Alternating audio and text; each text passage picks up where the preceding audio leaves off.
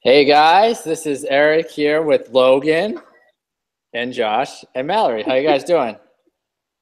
Good, how We're are doing you? great. Doing good. Doing good. It's actually a nice day today. I don't know what it's like where you guys are, but it's like 50 to 55 and sunny. First day of spring. I don't know if you guys knew that, but it's the first day of spring. Yeah, I did, and Yeah, it's been in the 50s for us too in Rhode Island. It's awesome.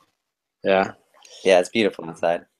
definitely. So let's jump in here. So for those of you joining us for the first time, we're the Live the Movie team, and this is our weekly Google Hangout team meeting. And the reason that's the name of our team and our group is because, we're really focused on personal development and helping each other hit the goals that we have so that we can make a bigger contribution to our communities and our world. And, sometimes you get knocked down and you got to have a compelling story to get you back up, to get you refocused and get you on the, on the way. So, our group really does that in a few different ways. We have the theme of the movie, but we also have some specific things that we do. So every 3 or 4 months, we get together as a group. We call it a mastermind. We teach some more advanced concepts and really dive into what we've been learning. Every week, we have these calls, and each month, someone different that's a leader in the group actually leads these calls. I'm just kicking off tonight, but Mallory's actually in charge of the book that we're reading this month, and I'll explain what that means in a second. And so last month it was Josh, and this month it was Mallory, and next month it'll probably be me, and we'll go from there. So one of the ways that we hold each other accountable is we each have goals, but then each month we read a book. And it's usually a personal development based book, meaning the idea is that you use the concepts in the book just not for information, but to utilize them in your life to move forward and to make a difference and keep developing. I'm using my personal development skills to give a speech while a baby's trying to squirm off this chair. So that's what our group really does. And the thing about it is myself, Mallory, and Josh were each introduced to personal development around the same time, somewhere between 2007 and 2009. And, we really all fell in love with the idea of, taking personal responsibility for things and growth and contribution and all those concepts. But the interesting thing, just like anything else you do in life, usually a routine in doing something is what gets you to be consistent at something and improve. The problem is we also have another need, which is a need to not have things be boring, you know what I mean, for things to be different. So one of the ways we combat those two things is that we read these personal development books, which have similar concepts and ideas that we've heard over and over, but the books are written by different authors who have a different angle and a different framework on the similar concepts. So we get to learn the same ideas again, but in a different way, and maybe things strike us a little bit different, and go from there. So Mallory's in charge of the book for the month. She actually, one of the other things we do is we don't just read the books, we implement what's in the book. So Mallory actually gave Josh and I an assignment for this week. I don't know if Josh remembered, but an assignment for this week, and I'll let her share what it is. But it holds you accountable because you really got to think about this stuff because it's all related to the goals you have.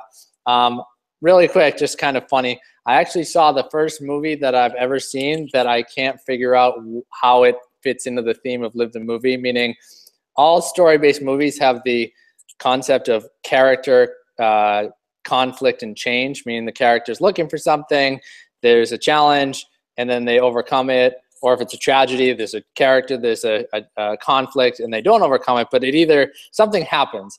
And the first movie I ever watched yesterday where I don't understand what happened. So I just thought I'd share that because I thought it was funny. What was the movie? It was Manchester by the Sea. It actually was nominated for Best Movie of the Year, and what's his name? Casey Affleck won actually Best Actor. The main character in the movie, he won Best Actor. It actually wasn't a bad movie. It's just that a movie builds a story towards like this climactic point, and then something happens, and I feel like nothing ever happened. It was like sharing about the past, but then there was nothing that ever, I don't know, to my opinion, nothing ever happened. Yeah, I haven't seen it, but I know I've heard a couple different people review it, and it's like hit or miss if you love it or like you're like, what the heck is this? I read some reviews on what people thought the point of the movie is, but I just don't I just don't see what that would make of a movie. Like someone was saying, it's about the tragic, how a male deals with the really bad tragedies of life.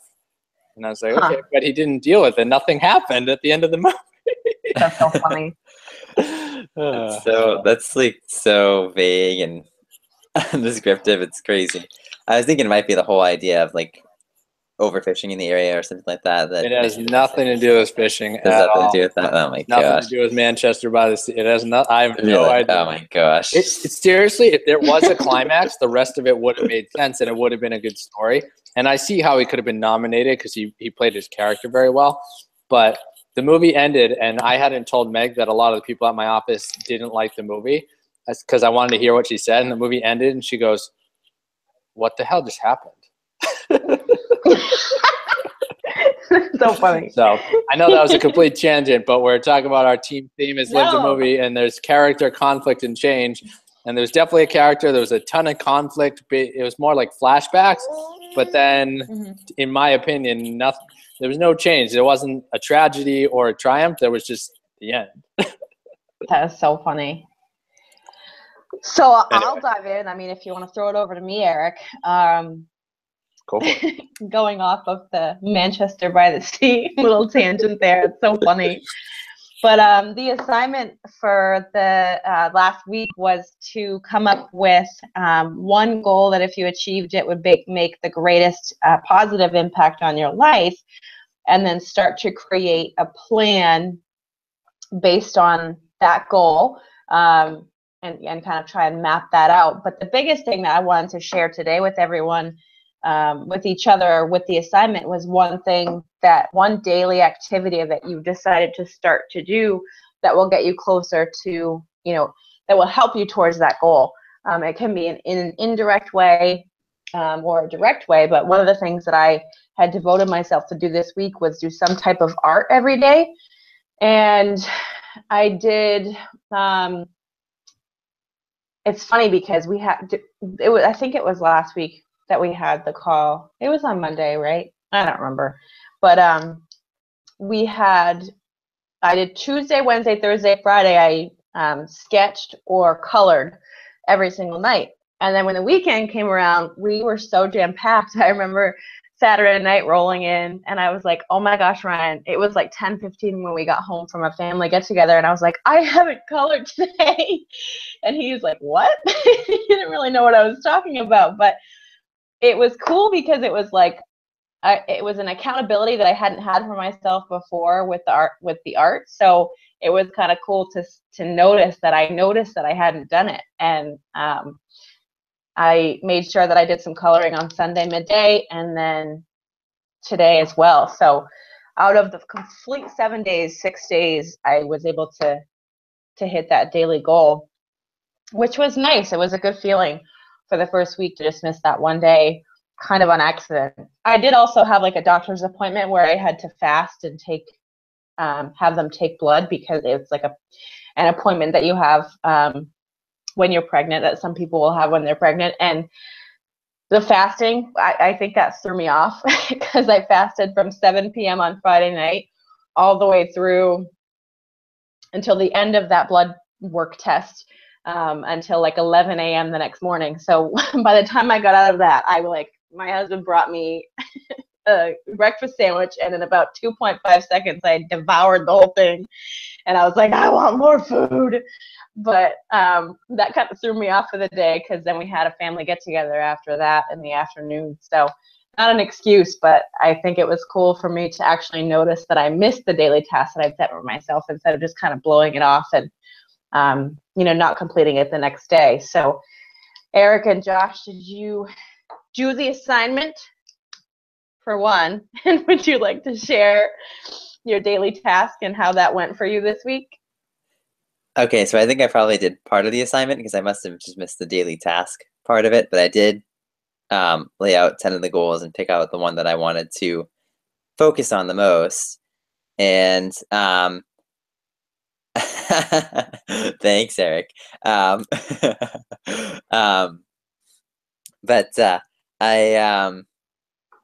my goals were, I said procure a position in higher education, I developed Josh Delaria's Musical Escapades, which is my music page on Facebook, into a business. I moved to Tennessee, attended at least five new events in the city where I moved. I developed a romantic relationship book, held a party at my house, hosted an LTM mastermind, lived the movie mastermind, wrote 3 new songs, and traveled to the Canadian. And I was moving just because I figured that would have, for right now at least. And I also kind of feel like it's the one I'm closest to. Even in that, I'm not quite sure there is really a daily activity that I can kind of do to prepare for that. But I did lay out some of the action steps that I need to get there. And so, so the first step I came up with was to save another $650 or more. Then work out a transition out of Best Western and possibly transfer to one in Tennessee. Then find a new apartment, work out rent for the new apartment, transfer all my money from one account to another, and then drive everything down to the new apartment, pay security deposit if necessary, and I'm in my new place. So that's kind of what I laid out for myself this past week. That's fantastic. I mean, you get a C- for not doing the daily task. No, I'm just kidding.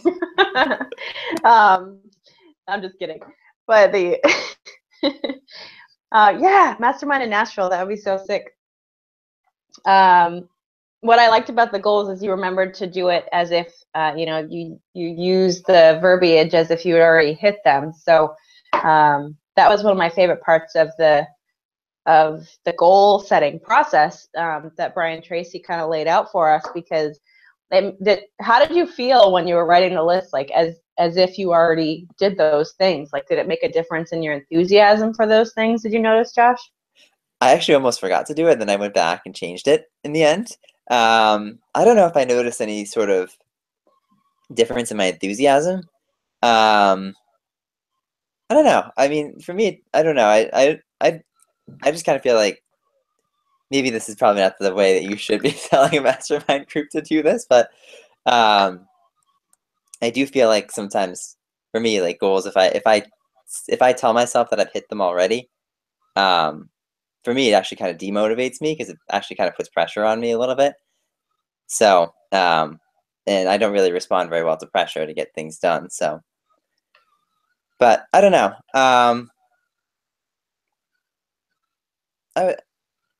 It kind of is what it was. It was what it was for me.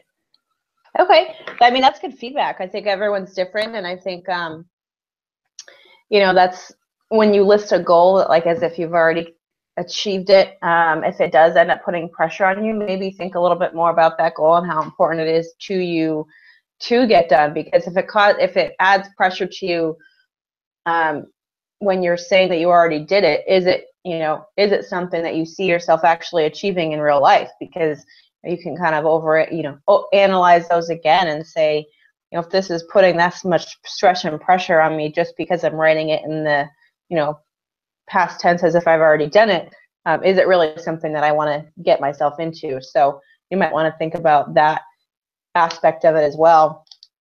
As far as, what did you say your number one goal was moving to Tennessee? Yeah. Cool. Do you have a timeline? Like, when are you moving? Early summer, probably June, no later than July, I would say. So. Is there anyone in Tennessee that you're like moving down to go see, or is it like new territory? New territory. I love music too, so I think that's it's one of the main motivations for me to go down there and enjoy all those different sites and areas and stuff like that. I don't know if you knew this, Eric knows, but I actually went to Nashville in January a couple of years ago, and I loved it down there. So when I was down there, I just kind of had a different, I don't know, I just felt like I was just lighter and happier and all that sort of stuff than I had been ever in Massachusetts. So. Yeah, that's awesome. It felt like you belonged in a way. Yeah, definitely. Yeah, that's so cool. That's so cool that you discovered that, and you have the motivation to do that. So I hope that you get down there for June or July like you plan to. So that's so exciting. Yeah, it'll happen. That'll definitely happen for me. So cool. Eric, after you put Logan down, and did you have a daily task that you wrote out? Was that part of the assignment, or did I just kind of make that up in my head?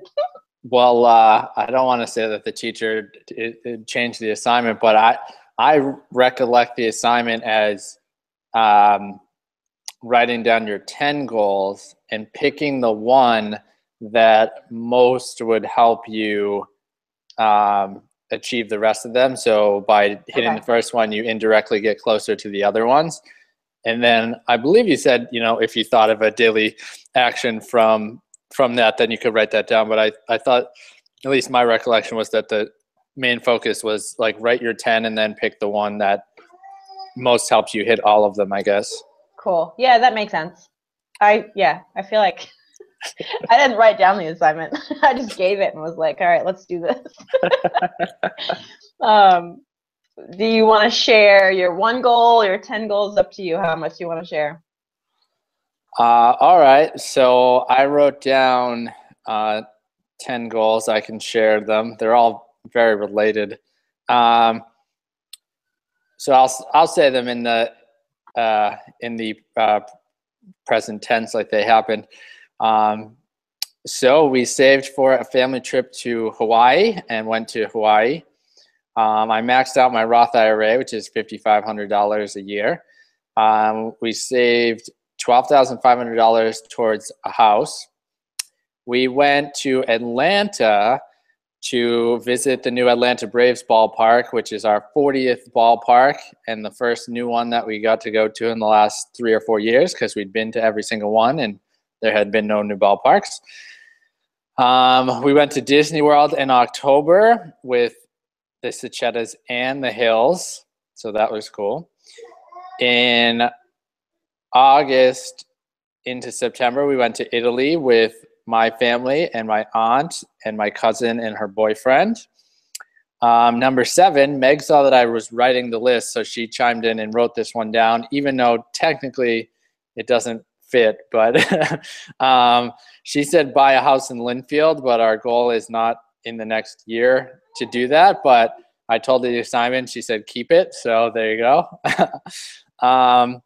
Number 8 is I went to the eMoney conference. eMoney is the financial planning software program that we use. The reason it's a goal is because usually only people that are partners or have been in the firm for a long time go to the conferences. So it would have to be something that I'm excited about and say that I want to go do /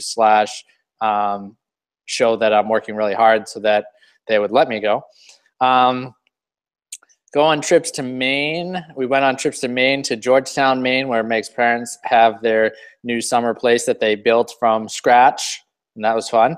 And we went to Liberty, Maine, where Meg's grandparents, which obviously they're both gone now, so Meg's aunt and uncles and mom own, so go up there for a while.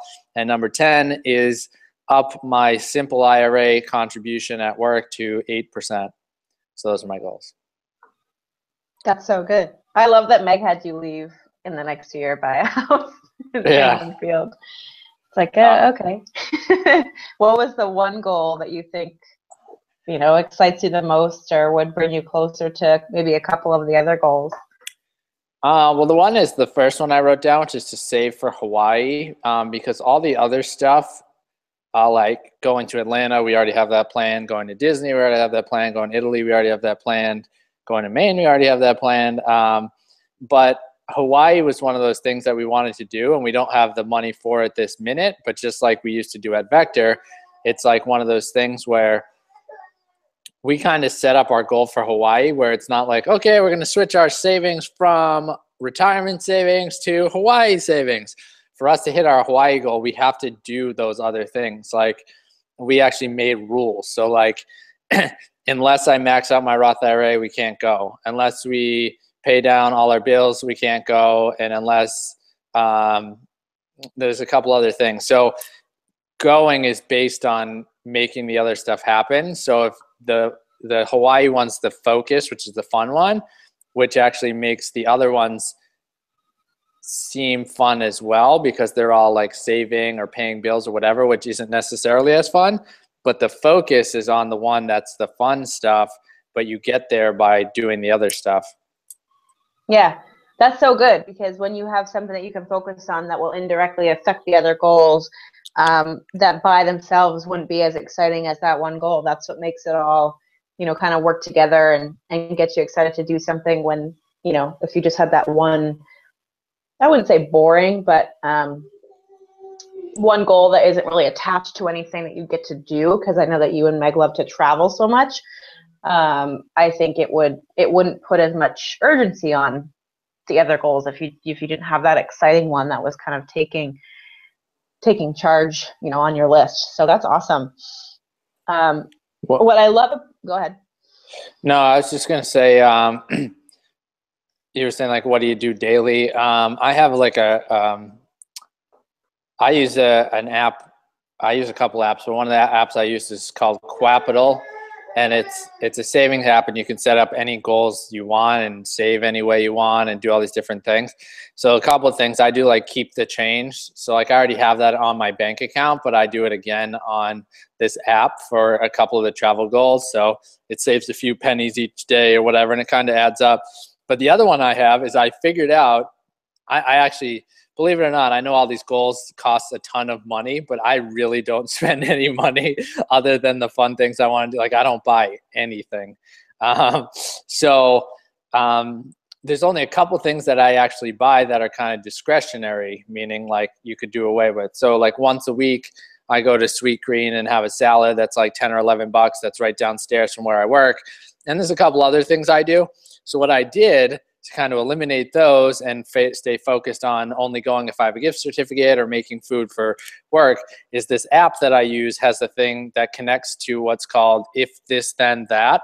So basically what it says is, you usually spend $11 a week at Sweet Green. If you spend less than $11, then the difference gets saved directly into your goal that you have that set up for. So I did that with a couple of things so that it makes you motivated to do that, because when you don't, it's like, well, it's just 11 bucks and who cares, and I don't have it going towards anything, so it's no big deal. Not that it really is a big deal, but it just makes it easier and things are automatic. Yeah, that's so good. And the fact that you have the goal initially and then you figure out those different ways that are a little bit more creative than if you just tried to save money, quote unquote, save money every week. It keeps you focused on it. It keeps you on track for those different things without you having to really think any more about it than you would if you try to just kind of do it on your own, transferring money on your own. So it's kind of cool that, and I know you told me about Qapital. I use Digit. I like Digit. I think you can set it to only remove, only save money, transfer money into your Digit account if your balance is above a certain amount. So, and there's lots of different customization for it too, but it's a really cool app. And when you refer a friend and they join through like your link, you get $5 transferred into your account, which is kind of cool. So I like it. I think it's I don't notice when it comes out. They text me with the daily savings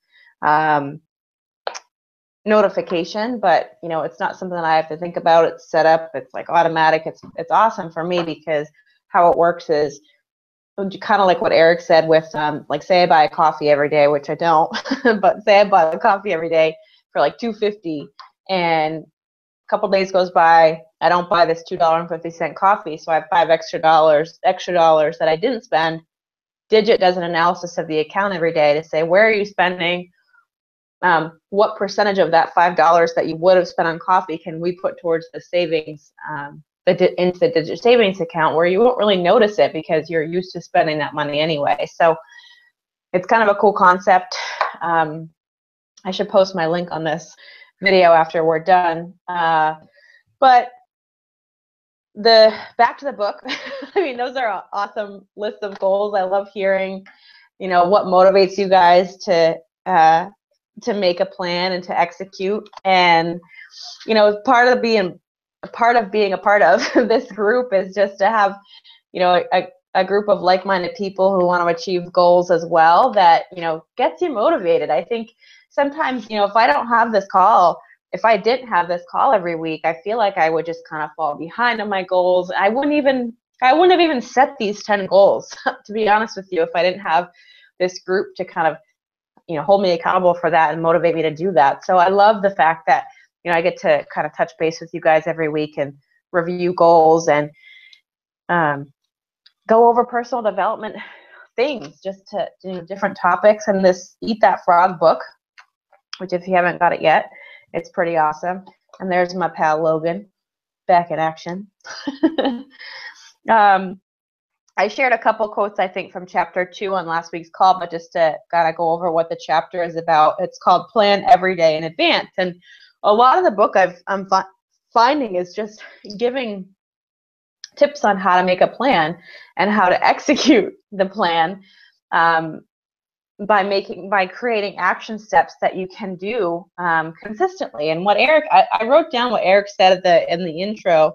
Routine helps you with consistency, and what that does is just leads to results. If you're consistent with the routine that you have and it's a solid plan and you've taken the time to actually commit to making the plan efficient, and you'll be able to do things that you got to change his bib, man. That says My First Christmas. But anyway. We wear what works. It's so cute. He's the next mastermind host. Yeah. Mastermind leader. But anyway, the book really does a great job at, breaking it down to a really simple way of creating a plan and executing that plan, which is one of my favorite things. So there's a quote in the beginning of the chapter that is by Alan Lakin, and he says, "Planning is bringing the future into the present so that you can do something about it now," which I think that quote is so cool because kind of like we were talking about with setting the goals as if you've already achieved them. And I know that Josh said that put a little bit of pressure on him that he was kind of uncomfortable with. But I think if we were always comfortable with our goals, they wouldn't be as exciting to us. So I think that's important that you do feel a little bit of pressure, Josh, to be honest, because that way, that challenge is there, and from challenge comes growth. So it's important to continue that growth process.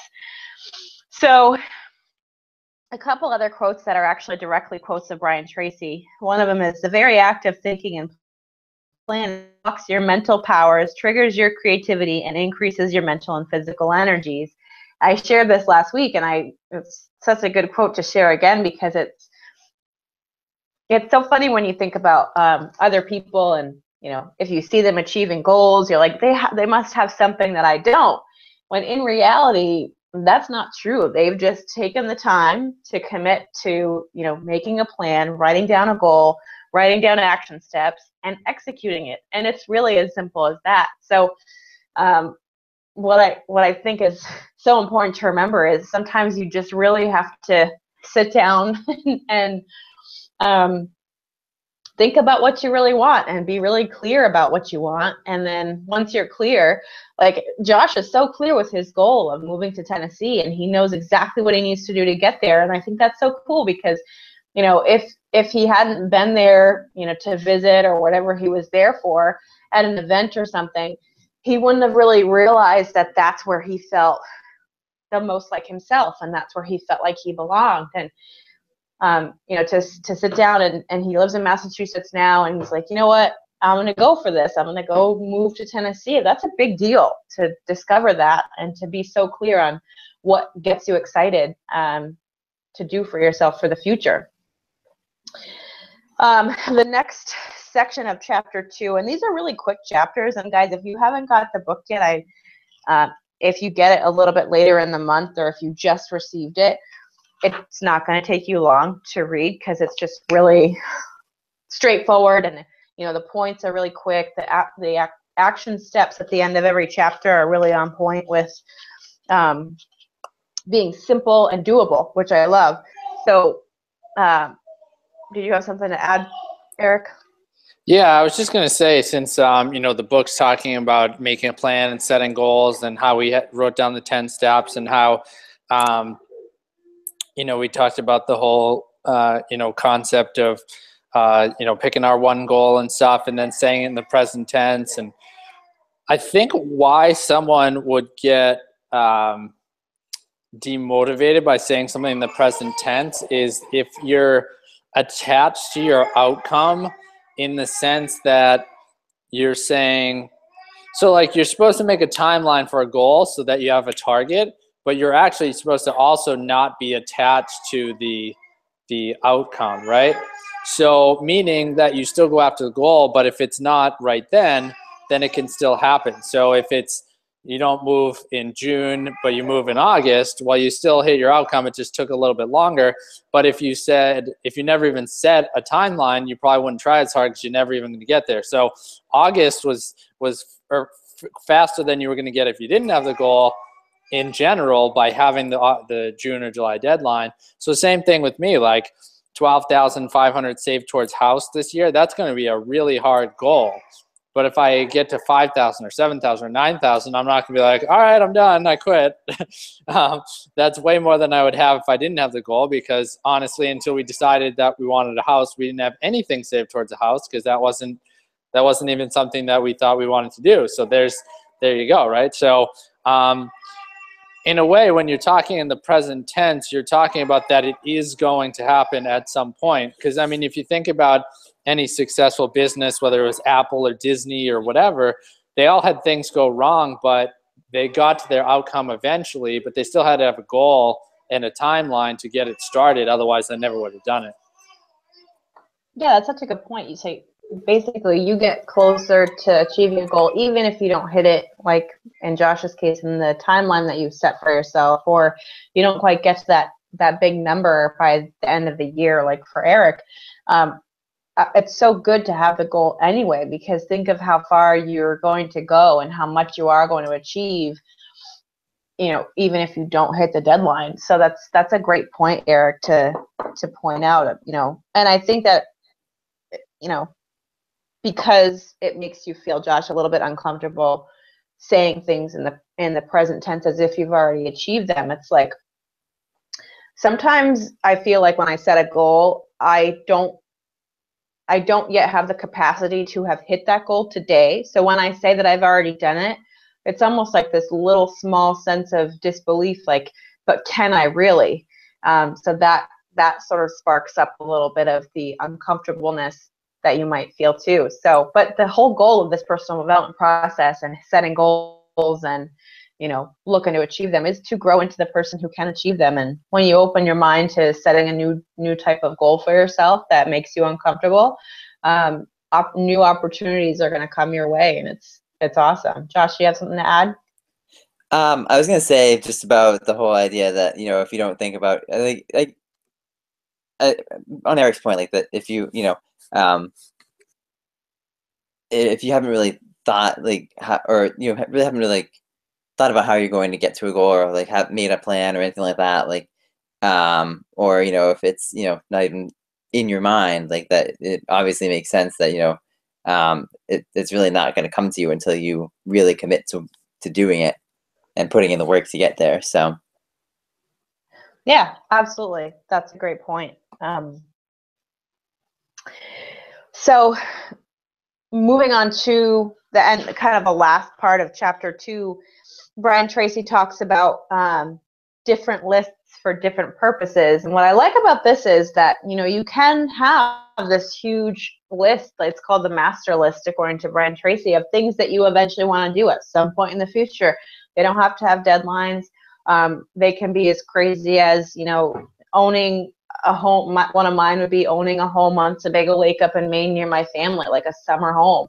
And that's not something that I'm going to think about right this second, because I have other goals that I would want to accomplish before that happen.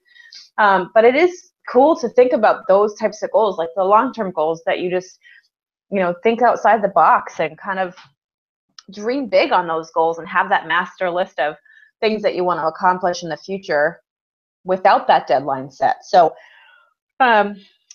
there's 4 different types of lists that you can create for yourself. The first is the master list that has all of the goals that you ever want to achieve, from small to big.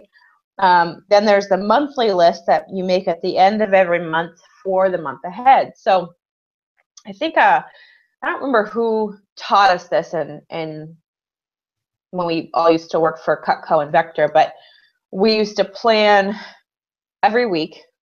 We used to take about, I think it was like 10 to 15 minutes daily to plan. And then on a weekly basis, it would be an hour. On a monthly basis, it would be a couple hours. I think that we would sit down and make a plan for the month, week, and day. And it would shift and change as we went along. But those are the types of lists that Brian Tracy reviews. He said, make a monthly list that you have at the end of every month. You want to make it for the following month, and then have a weekly list where you plan your entire week in advance. And a weekly list that you plan your entire week, it can include all areas of your life, like your workout schedule, your work schedule, your time with family, things like that. You could have one grand list for all of those areas. I was thinking about this as I was reading. Or what I would do is I would just break it down. It's like, okay, here's my calendar. I have different color highlighters. I like highlighters. But I have different color highlighters for different areas of my life because I just am a visual person. I like to see that differentiation between things. So, and it also simplifies it for me. Like if I see I have 6 yellow things highlighted in my planner in front of me, I don't feel as overwhelmed when I have 5 purple things highlighted, 4 blue things highlighted. But if I saw all of those things at once without being highlighted, it would overwhelm me. So when I break it down into different categories of different areas of life, I think that's really beneficial. And then the monthly and weekly lists would transfer into items that are on your daily lists. And when he talks about eating that frog, it really is a daily task that you want to do. It's the first thing you want to get done in the day because if you get it done, you're going to feel like pretty awesome because you rock for getting that first hard thing done. But B, it's just going to set you up for success for all the other items that are on your to-do list because you've already built momentum for yourself. So he says steady visible progress propels you forward and helps you overcome procrastination. I'm a big procrastinator. I was a big procrastinator, I should say, because I've gotten a lot better with this. Just doing something, even when I don't feel like doing it, just because it's on my list for the day. And I'm not putting this off until tomorrow because it's on my list for today. I'm going to cross it off and feel like I got it done. So those types of things, when you get that sense of accomplishment, you cross things off of your list, it just feels so good. And when you have that good feeling of crossing something like a big task off of your list, that's what's going to propel you forward. It's going to push you to the next level, and it's going to help with that procrastination. And once you see how much you can accomplish when you actually cross things off on the day that you said that you're going to do them, you hit your goals faster, and you get excited, you're not going to want to stop. You're going to just want to keep moving forward all the time. The last thing I'll share before I review the action step at the end of chapter 2, Josh, did you get the book yet? Eric or Josh? I know Eric, I think, had one copy.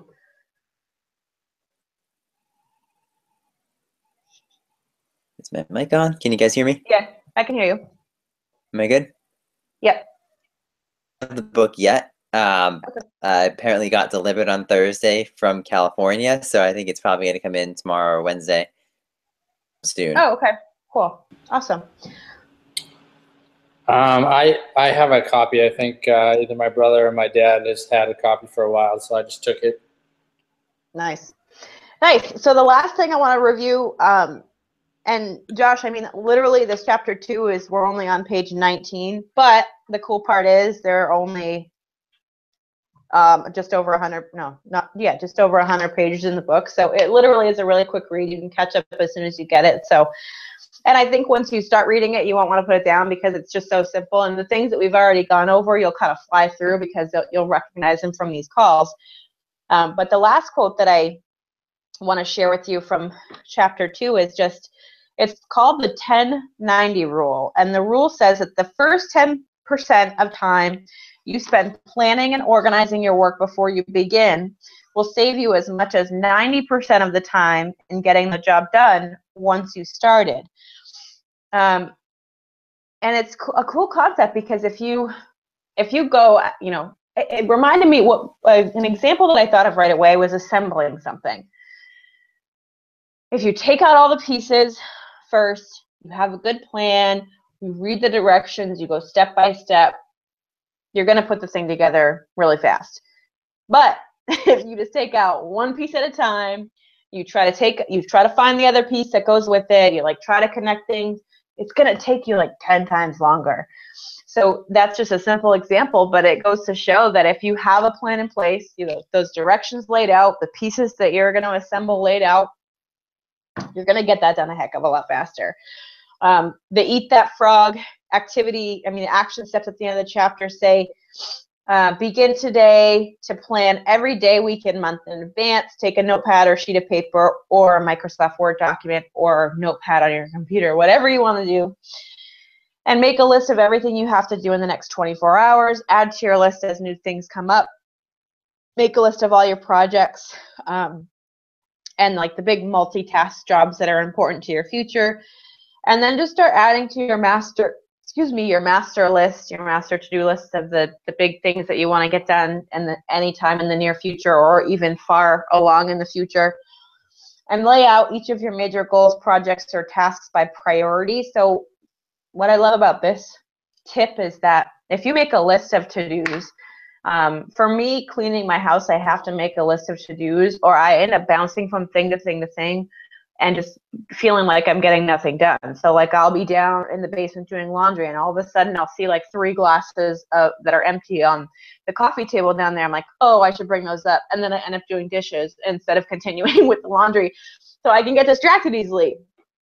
So if I make a list of to-dos and prioritize them in the order that they should be done. So I always say clean my house from top to bottom, because if you clean the floors first, you're going to have to clean them again at the end because I wipe stuff on the floor from the counter and all that stuff. And I'm walking around and getting the floors dirty again. So I do the floors last on my list. So it's so important to prioritize in that sense where you're going to do things first that make the most sense to do first, that'll build on top of the other things that you're going to do after that. So I would say, I mean, the homework assignment for this week, if you could call it that, and I'll write this one down this time, is just to practice creating just a daily list and see if that, using that list to create a prioritized list from there is helpful for you in being more productive. Because I noticed that when I have a list for myself and I can cross things off and I can get them done in a specific order based on the amount of time that I have, I usually get them done a little faster than I expect to if I hadn't written them down. So I think that that's a good assignment. To wrap things up, I know I shared quite a lot with you. We've talked about everything from Manchester by the Sea to traveling to Hawaii and moving to Tennessee. But do either of you have anything to add before I kind of wrap it up? No, I think it was a good call. Logan liked it. I could tell. He was so squirmy. His subconscious is gonna be filled with so much of this stuff that he's gonna be a powerhouse when he starts to talk. I read Tony's new book over the weekend, and Logan was just there, just holding it, just like scratching his face and like reading the back cover and moving around. That's so funny. It's so cool and they're so curious at that age and they just want to look at and touch everything. And I'm sure he's trying to put stuff in his mouth now that he's teething. Yeah. One of the things I was also thinking, and I don't want to start a whole conversation, but just a thought is, I was thinking about, so we have Logan and I know Mallory, you're pregnant and I'm sure we'll have another baby at some point, is that you say, well, we want to keep this group going. I know I do into the future. And then I said, well, it will be more challenging as there's more kids and all this stuff. And then I just thought about, as the group evolves, if the masterminds become not just us teaching each other, but us also teaching very simple things to the kids potentially. Because one of the things I thought about for a long time was, which we're not going to do now. But I thought about the idea of homeschooling our kids because I believe very much in teachers, and I believe very much in the people that are involved in the education system. I just think that the way it's structured now does not completely apply to the way the world is right now.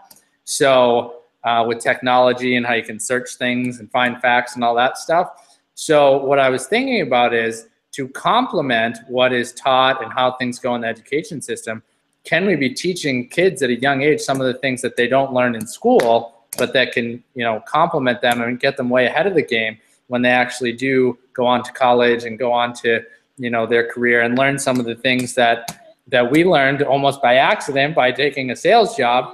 Can we teach them some of those things, at a basic level when they're a lot younger, so it gets into their mind. So I just thought that was cool. Yeah, that's so cool to think about. And I mean, that's a great way to end the call, I think, because it's like, that's the whole point of, learning all this stuff is so we can pass it down from generation to generation and continue it. Katie wants in. With our, oh my gosh, our landlord is here, and I didn't know he was coming at this time, but she goes crazy every time that he comes. Our landlord soon to be, not our landlord because we're buying the house, but anyway, I would say the last thing is just if you're looking for a group of people that can hold you accountable for goals and you want to be taken to the next level with any achievement that you have or that you want to achieve, join us. Reach out to the person that sent you here and live the movie. We'll talk to you guys next week. See ya. Bye, guys. Bye, everybody.